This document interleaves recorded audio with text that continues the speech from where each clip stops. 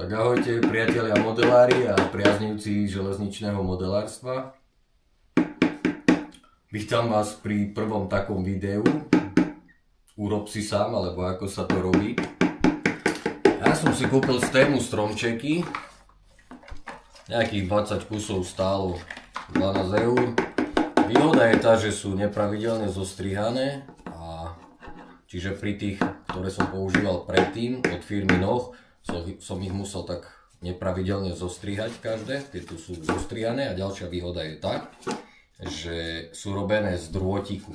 Lebo tie, čo mám, čo som robil aj na koľajisku, tak tie novšie sú už robené z takého špagátu napleteného. A ten špagát je modrý a proste keď tam opadne ten posyp, tak to vidno.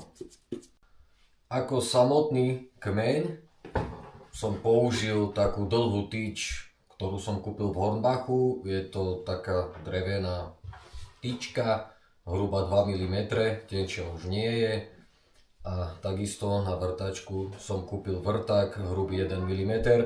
A takto si navrtám.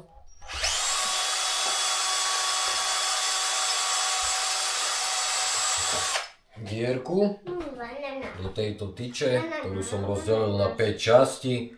A potom následne tento stromček namočím do Duvilaxu a takto ho natočím na túto tyč. To je taký základ.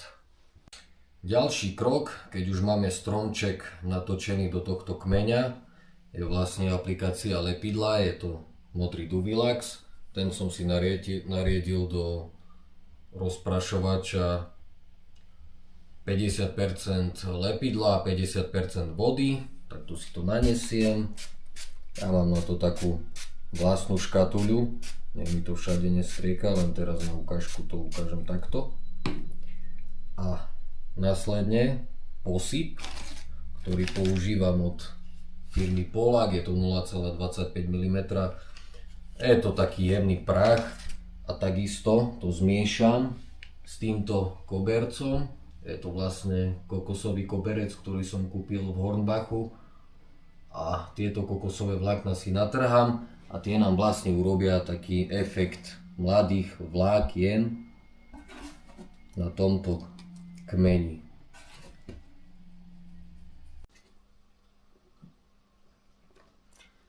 Keď to mám obsypané, nechám to zaschnúť.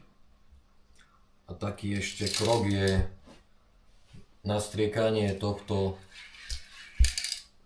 kmeňa týmto sprejom. Ja používam sprej z Oby, je to hodvábne lesklý, čiže taký matnejší, čokoládová farba. Je to akrylový sprej, takže týmto nastriekam. No, takže posledný krok je vlastne nastriekať lepidlom samotný stromček, týmto rozriedeným. Kmeň už mám nastriekaný vonku, samozrejme túto dnuka striekať nebudem, tak som si ho nastriekal vonku. A takto si týmto lepidlom rozprašovačom rozprašíme lepidlo po stromčeku. A tu nám mám premium bločky od firmy Faller. Sú to také jemné, volá sa to premium. Po nemecky neviem, ale je to tmavá zelená a takisto je aj taká olivovo zelená. Mám tu dva druhy.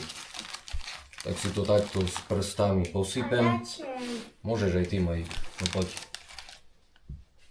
Takto naber si na prsty.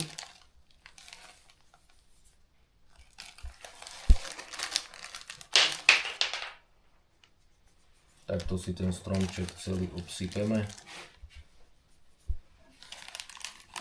Tak, teraz máme trošku brajgel, ale na ukážku to nevadí.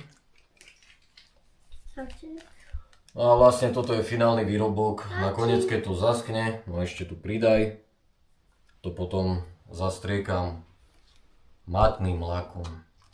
Takže takto, keď si niekto chce urobiť vlastné stromčeky, tak sa dajú takto vylepšiť. Čaute.